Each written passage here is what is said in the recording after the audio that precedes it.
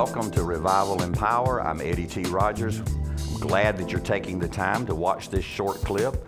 I hope that it will be a blessing to you. I hope all of our clips will be a blessing to you, be an encouragement to you.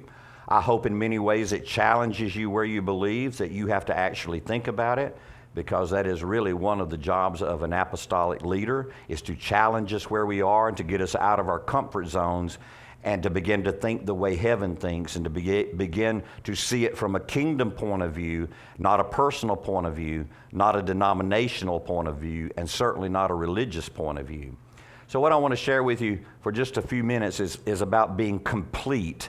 And I want to look at some word studies, which I don't often do when I'm sharing. It's not that I don't think they're important. I did go to theology school and did have Greek. I just feel like that we need to be able to present the Word of God in as clear a language as possible where it's understood. I don't think we need to go over people's head, but we need to take the truth and make it very plain. We need to make it understandable. So I want to read you a verse in Colossians chapter 2, verses 9 and 10. It says, "For in him dwells all the fullness of the Godhead bodily, and you are complete in him." Now, I want to just look at this word complete for a minute. What does he mean by complete in him?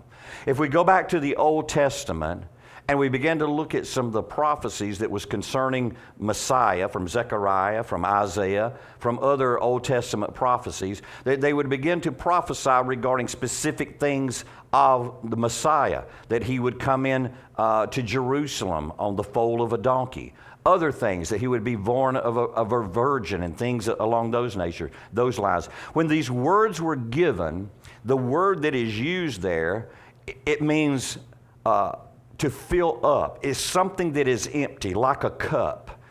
And when a prophecy is given, the word isn't completed, the word isn't full until it has been fulfilled. So when they gave forth these utterances, when they gave forth these prophetic words regarding Messiah in a prophetic tense, that they were actually prophesying an empty cup.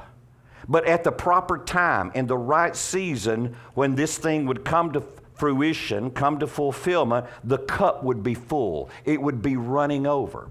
And when you come into the New Testament, ironically, this word complete is the same word that has come from the Hebrew into the Greek, is how it is translated into the Greek, the word plerou. And that's what it means. It means to fill the cup till the cup is running over.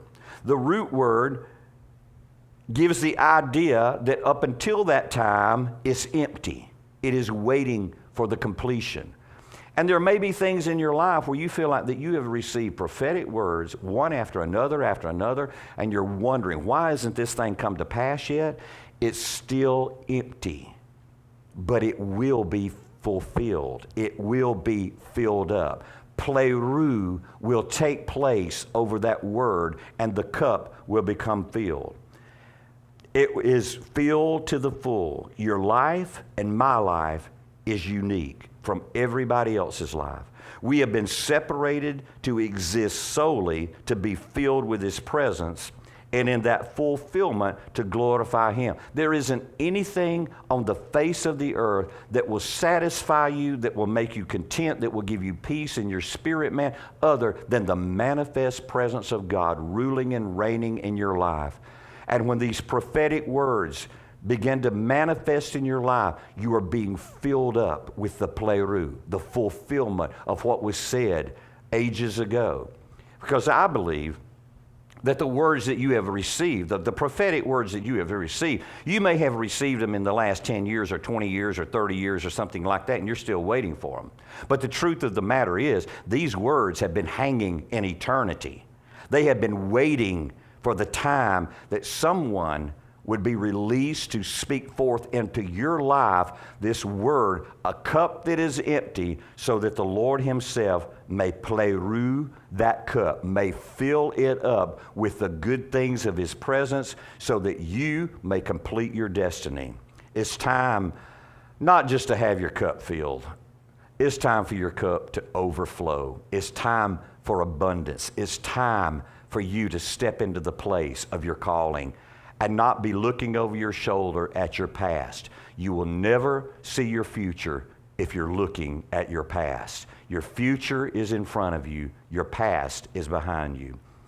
Colossians 2:9 and 10 in the Passion Translation says this, regarding this pleroo.